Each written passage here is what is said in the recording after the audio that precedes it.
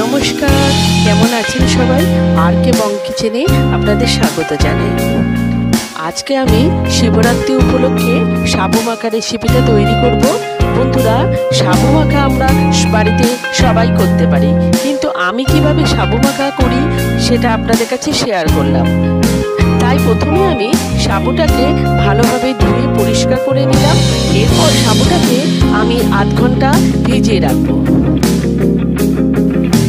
এরপর দেখুন বন্ধুরা, ভেজানোর পর সাবুটা ফুলে গেছে। এরপর আমি দুটো কাঁঠালি কলা নিয়ে নিয়েছি, সেটা ছাড়িয়ে কাঁঠালি কলাটাকে দিয়ে দিলাম। কাঁঠালি কলাটা একটু ম্যাশ করে নিলাম। আমার ভিডিও যদি আপনাদের ভালো লাগে তাহলে লাইক, শেয়ার অ্যান্ড সাবস্ক্রাইব করবেন। এরপর পরিমাণ মতো চিনি দিয়ে দিলাম।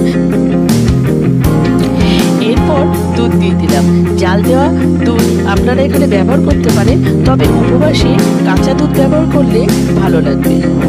যেটা আপনাদের পছন্দ সেই অনুযায়ী আপনারা দেবেন। এরপর চামচের সাহায্যে সাবুটা মেখে নিলাম। এরপর দিয়ে দিলাম নারকেল কোড়া।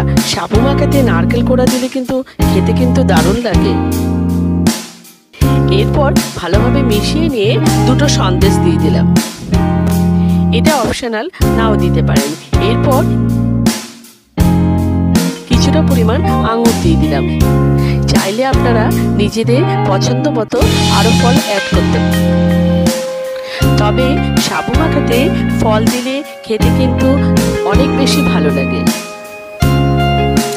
এরপর কিছুটা পরিমাণ নারকেল কোড়া আমি ছড়িয়ে দিলাম। বন্ধুরা, শিবরাত্রি উপবাসে হোক বা যে কোনো উপবাসেই হোক, বাড়িতে আপনারা এটা ট্রাই করবেন। আর তাহলে আজকে ভিডিওটা শেষ করছি। পরবর্তী আরেকটা ভিডিওতে দেখা হবে।